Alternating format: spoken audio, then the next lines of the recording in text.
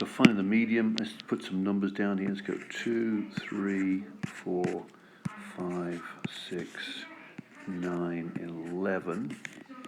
That means there are 7 numbers there. So we know the median is the one that's halfway. This should be easy. 7 numbers. So the median has 3 numbers either side. So that's the median. Halfway between these values is going to be this one. It's going to be Q1. And then halfway between these 3 numbers here is going to be Q3. So for this group of numbers, we've got the median equals 5. Interquartile range number 1 equals 3. IQR 3 equals 9. And therefore the range, the interquartile range, let's get it right, interquartile range equals 9 minus 3, which equals 6. The range of the whole lot is going to be the 11 minus the 2, which equals 9. So let's have a look now from a different set of numbers. Let's go 5, 7, 9, 10, 12, 14. And I've chosen an even number here, so you can see there's no middle number. Let's just add 2 more on, excuse me. Let's go 15 there and 3 at the beginning. So now is 8. So there is no middle number like we had before. So we take the 2 in the middle here, and we know the median's going to be halfway. So median straight away equals 9.5. Now what we've got is, there's the median there. We've got 4 numbers here, and halfway is going to be halfway between these 2 numbers. So that IQR1 equals halfway between 5 and 7. Let's do it in a bit different color.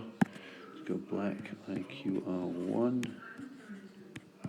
halfway between 5 and 7 is 6. And the same thing here. There are 4 numbers this side, so halfway is going to be IQR3,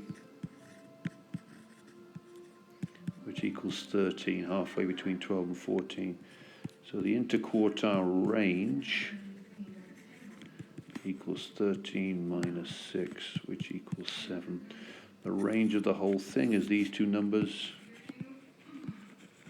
15 minus 3, which equals 12.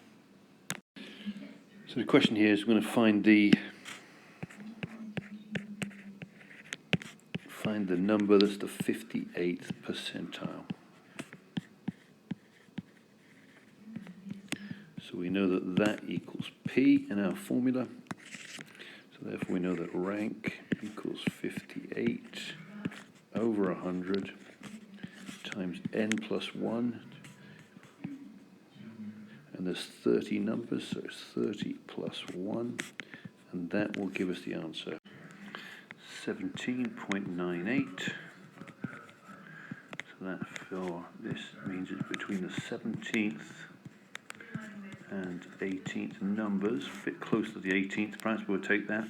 So we know there's 10, 11, 12, 13, 14, 15, 16, 17. Between the 17th and 18th, it's going to be between 155, 158, and halfway is going to be 156.5.